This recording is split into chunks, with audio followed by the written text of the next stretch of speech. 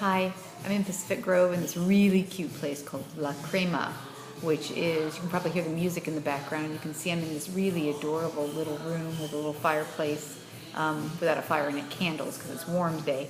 Um, but they've got coffees and wine and things like that. It's really a sweet location. Good. I was a chef just going by saying, how you doing?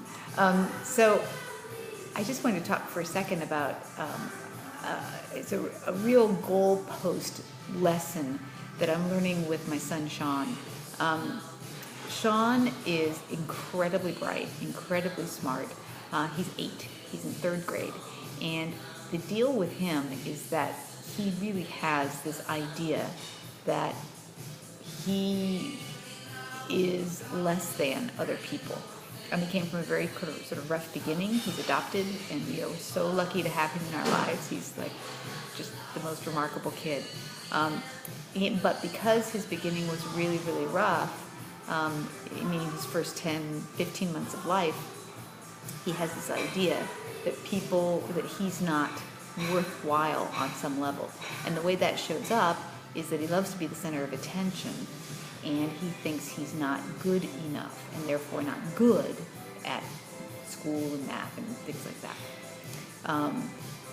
The reality is, when he gets out of his own way, he is quite brilliant. He's very smart in math. He's a great reader. If he's reading a piece of material, that he's more interested in the storyline than in showing me, for instance, that he struggles with words.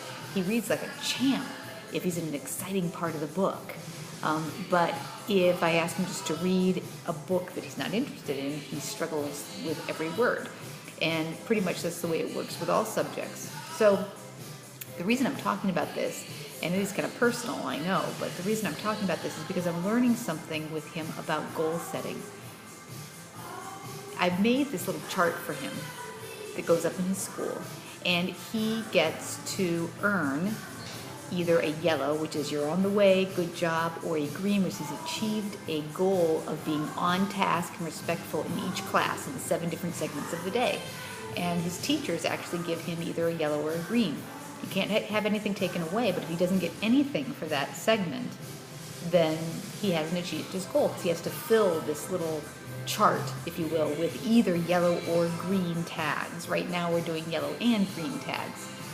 As soon as he had the goal, and what he gets at the end of the day, if he's filled that chart with 7 green tags, yellow or green, all the way to the top with no blanks, he gets something that we've identified.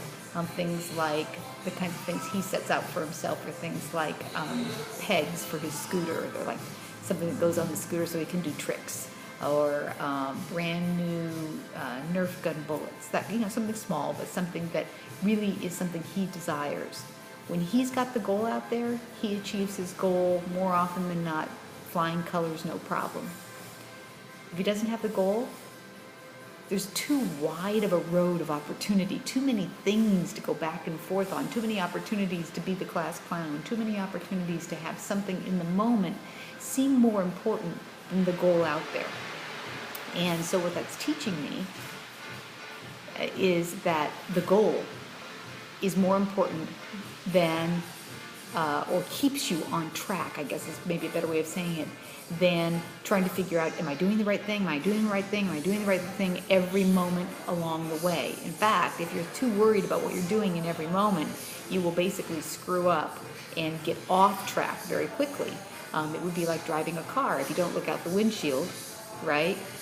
If you only look at the gas gauge to make sure you're not running out of gas, or that there are no red lights on the dashboard, you will inevitably crash the car or have something pretty awful happen. You've got to look out the windshield. You've got to be looking where you're going, not what you're worried about happening. So we're having some really significant success with this little chart that I've created, and Sean is remarkable in that way. Now here's the interesting thing with all this study I'm doing about self-image and all that for the psycho-cybernetics. Sean said to me after some major success, several days of success, well, Mom, I don't want to be like so-and-so because he's good all the time and I'm not like him. And I thought, oh, isn't that interesting? His self-image is that his style and himself and who he is the cut-up. He's the one in the class that gets into trouble. And we had a pretty interesting discussion about that.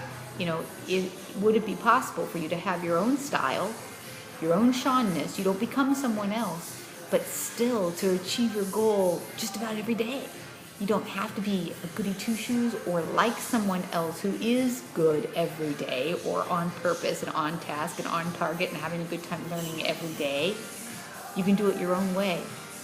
And it was interesting to see him sort of go, really?